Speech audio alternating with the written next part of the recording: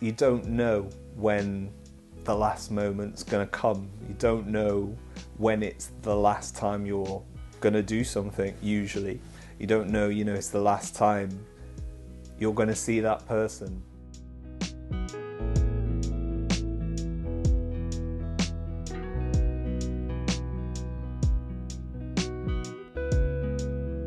And today is our 14th birthday.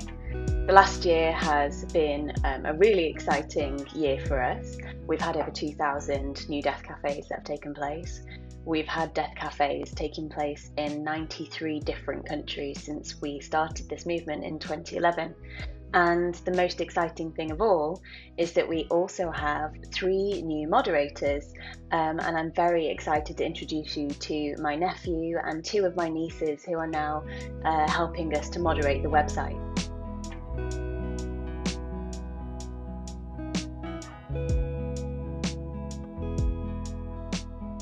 I experienced the effects of death and dying through John Underwood dying for me, who was my dad, obviously. And it made me look at death in a different manner, thinking about how conversations about death should not be hidden and shunned away from, but instead they should be focused on throughout life. For Death Cafe in the next 12 months, my main personal goals are increasing the speeds of moderation on the website for blog posts, which I'm currently doing, and death cafes overall. Because I think a shorter turnaround time will increase interactivity on the website. I think we need to update the guidelines to make them shorter and easier to understand, so more simple to follow. And I think it's important for people to think about death in their youths, because the earlier they're able to do that, the earlier they're able to live life to the fullest.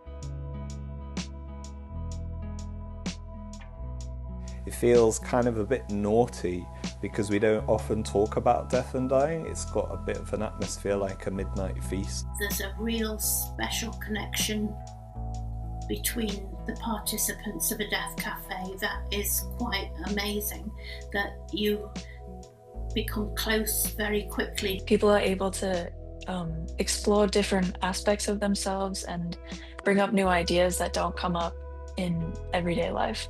When I started Death Cafe, I was also someone who was very scared of death and didn't like to think of it as much. However, looking at people's different experiences and what their opinions are, it gave me a more overall view on death and allowed me to think about it more as something that should be looked at with a less fearful view. It's the kind of things that you feel privileged to hear, that kind of the words that make the air hum.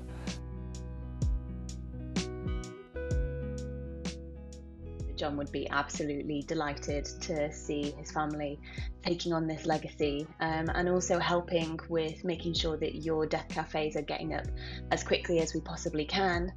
We know that this has been a bit of a bugbear for people, as there's been more interest in holding death cafes, which is wonderful, but obviously comes with its own challenges in making sure that everything is up in as timely a fashion as possible. So thank you so much for bearing with us over the past 12 months.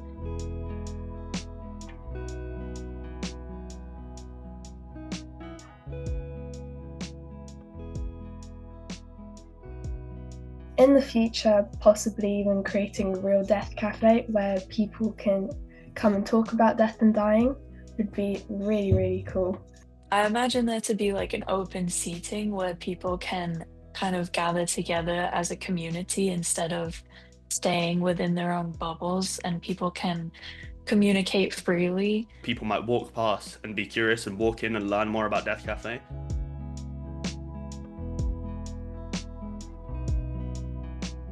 We now have some special gifts for people who are patrons. You can receive one of our limited edition Death Cafe stickers, and also we now have a Death Cafe t-shirt which can be yours to own. If you're interested, there will be a QR code at the end of this video.